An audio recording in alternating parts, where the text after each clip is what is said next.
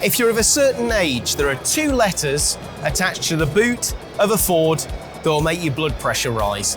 XR. And yes, indeed, I'm here on the club stand of the XR Owners Club, surrounded by 80s and 90s icons of childhood and youth excitement. And wow, I don't think I've seen XR2i's, XR4i's this clean and this nice in a long time. So come with me, let's go and have a look at some of the highlights of 80s fast Fords. Well, I'm here chatting to Dan. Hello, Dan. Hello, how are you? I'm good, I'm good, no problem.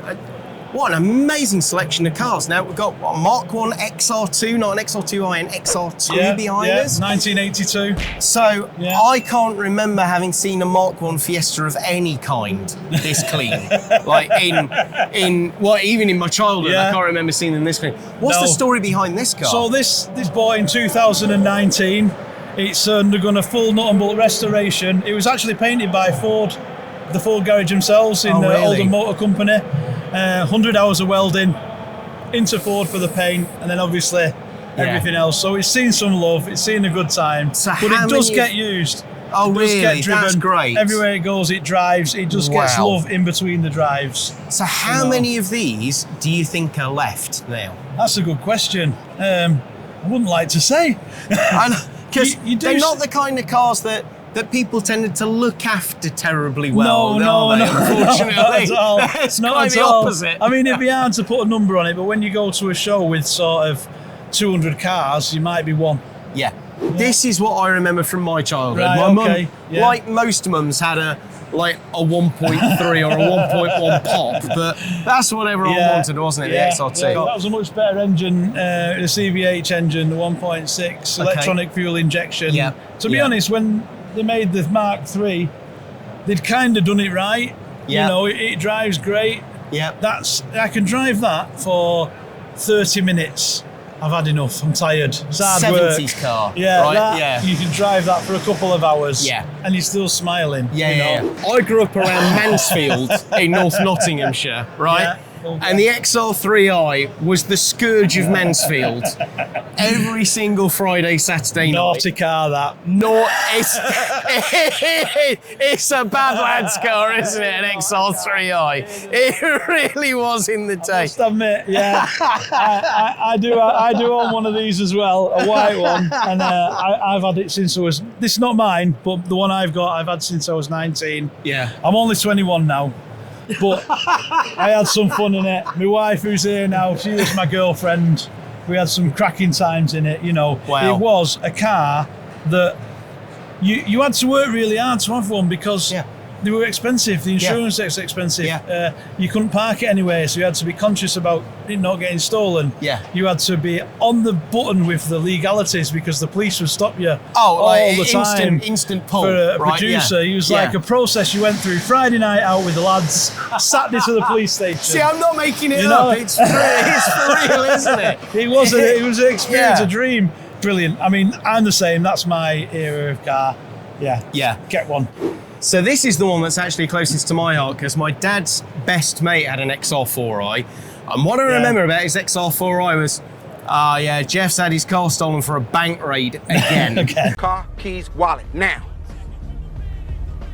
I remember he had a 4i and a 4x4 that got stolen all the time. So like you were talking earlier, but I mean, you fill me in, like what's the importance of the 4i? Because that was like the top of the tree in the UK, it was wasn't like the grown-ups car, wasn't it? Yeah, it was like the 4i if you was 5 or 10 years older than the 3i. Yeah. You know? Yeah. And it was a family car that you could, and it went sideways, didn't it?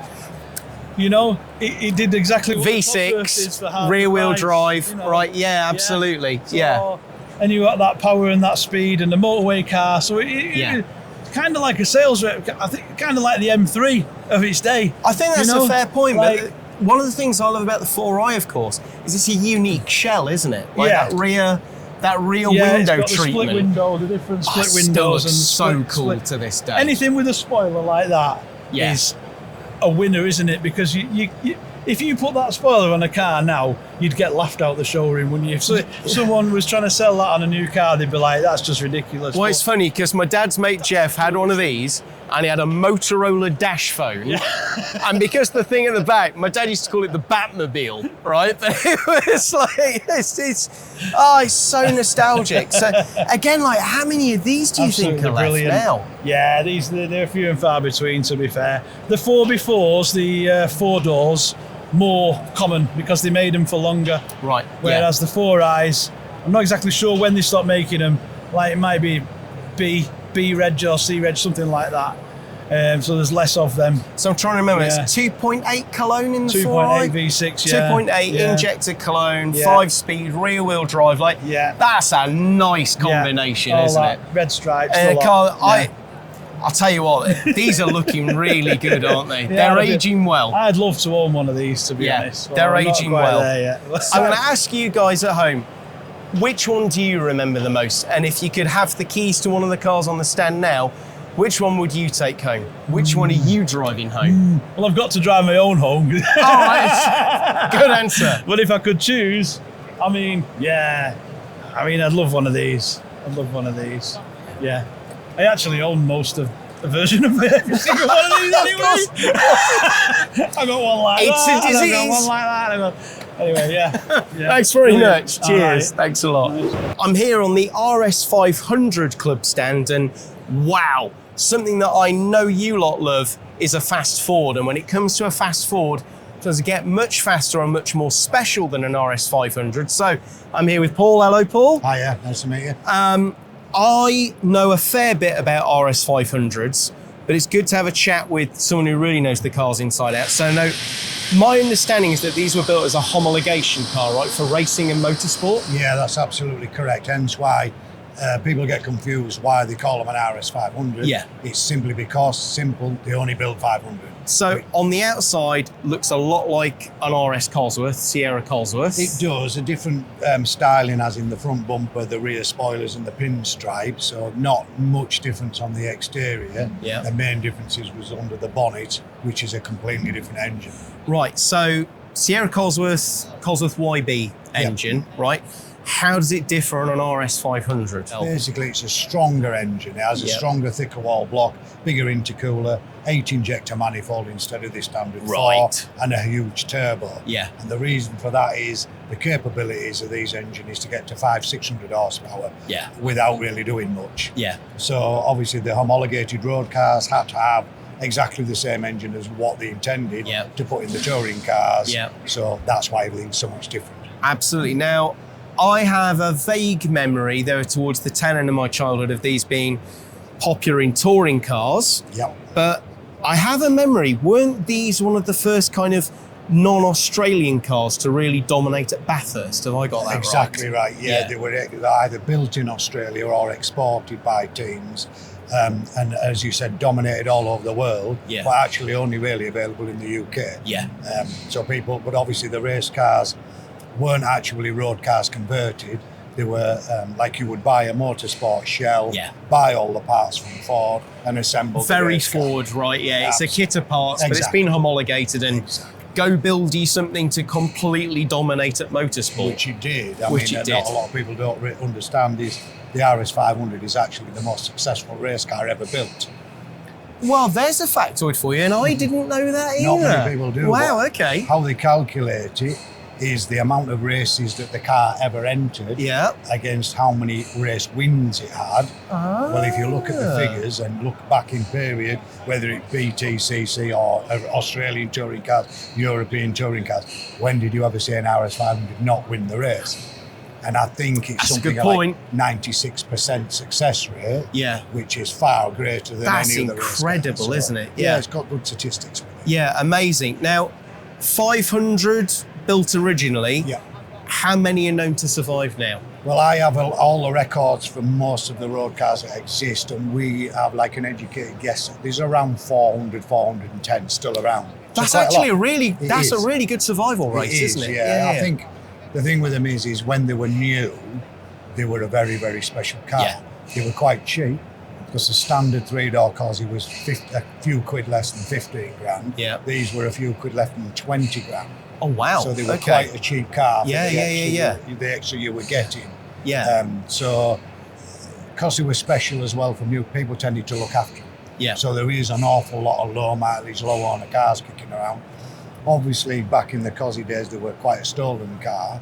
So the 100 or 80, 90 or so that are missing tended to be because they've been stolen and stripped for parts. Oh, okay. Stripped for parts, disappeared. Gone at the bottom of a reservoir somewhere, that sort of thing. Or reappeared with a different VIN number. Yeah.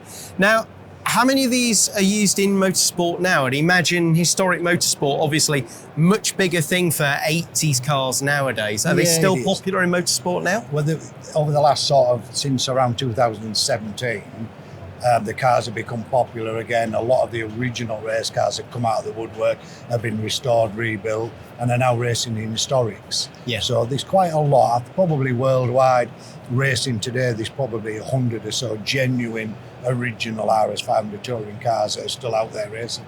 Great. And still winning. Paul, thank you very much for your time. Amazing cars. Thanks a lot. Cheers. Wow. So I couldn't walk away from the stand without asking what's going on with this particular car here. You're the lucky owner, Ali? Yeah, hiya. So, I'm guessing this is actually a competition car? Yeah, this has been a competition car from 1987. Oh, wow. So yeah, it's actually an ex-German hill climb championship champion winner, 87, 88 till I think 91, driven by Dieter Nuttall. And then campaigned by I think Keith Butcher after that, and then Bartley Dougal, and then I actually bought it 20 years ago. Wow. And never done a thing with it. I just put it in the back of my workshop and never done a thing with it. And actually only last year I started to restore it back to 87 spec. Well, surely 20 years ago, that must have been about the sweet spot to pick one of these up. Maybe when it's just an old competition car. That's the life of old competition cars, isn't it? Like they're successful. Nobody knew. Tossed aside. Yeah, just an old worn out car. Bought it before all the big money went in it. Yeah, it was just an old ex club racing car. I used to race beside it, and it was always the car to beat. And that right. So you actually raced against this in period? Raced against the car. Oh, amazing. It was always the car to beat. And that was kind of what inspired me to buy it. You know, I had to have it. Yeah. So I've got it now. And now you have. Why it sat in my garage for 20 years, I have no idea. But yeah. So I'm seeing all the rear outer panels cut off. You can see the photographs. That's a kind of historical photograph of it. It was Thunder Salooned, I think, 95. Yep. But I've decided to put it back to narrow body or normal body. Yeah. So yeah. So wow. That's why all the fiberglass panels are off. And I'm now actively searching new rear quarters in it, which are proving really difficult to get. And I'm hoping maybe this time next year we can bring it back down and you can see it finished. Oh, I'd love to. Now, I'm going to ask the question because I suspect it's going through everyone's head now. He's going, competition RS500. What sort of power were this making in period, do you reckon? Do you know? In period, that would have been 560, 570 horsepower. Which I know you can almost buy hot hatches with power. Yeah. Not fun, but blummy neck in a rear-wheel drive car. Yeah. And what sort of weight are we talking? 1,200 kilos, something like that. This actually might have been a little lighter because of all the fiberglass panels. So this is probably 1,000 kilos when it was wide-bodied. Wow. But in 87 spec, it was probably about 11 to 1,200 kilos. But you're still looking like 500 bhp per ton. Oh yeah, they're easy. monsters. They're monsters.